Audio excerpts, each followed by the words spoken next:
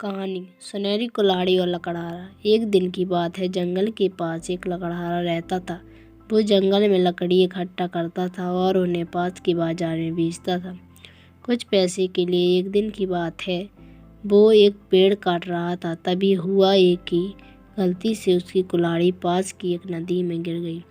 नदी बहुत ज़्यादा गहरी थी और वास्तव में तेज़ी से बह रही थी। उसने बहुत प्रयत्न किया अपनी कुल्हाड़ी को खोजने की, लेकिन उसे वो वहाँ नहीं मिली। अब उससे लगा कि उसने कुल्हाड़ी खो दी है। वही दुखी होकर वो नदी के किनारे बैठकर रोने लगा। उसके रोने की आवाज़ सुनकर नदी के भगवान उठे और उस लकड़हारे से पूछा कि क्या हुआ। लकड़हारे ने उन्हें अपनी दुखद कहानी बताई।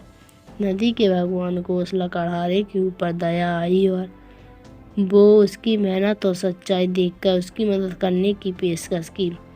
वो नदी में गायब हो गए और एक सुनहरी कुल्हाड़ी वापस लाए, लेकिन लकड़हारे ने कहा कि यह उनका नहीं है।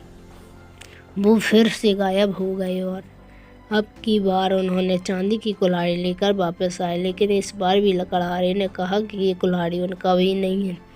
अब नदी के भगवान पानी में फिर से गायब हो गए और अब की बार वो एक लोहे की कुल्हाड़ी के साथ वापस आ गए। लकड़ी की कुल्हाड़ी को देखकर लकड़हारा मुस्कुराया और कहा कि यह उसकी कुल्हाड़ी है। नदी के भगवान ने लकड़हारे की ईमानदारी से प्रभावित होकर उसे सोने और चांदी की दोनों कुल्हाड़ियों से भेंट किया। सीख। इस कहानी से हमें ये सीख मिलती है कि ईमानदारी सर्वोच्च नीति है।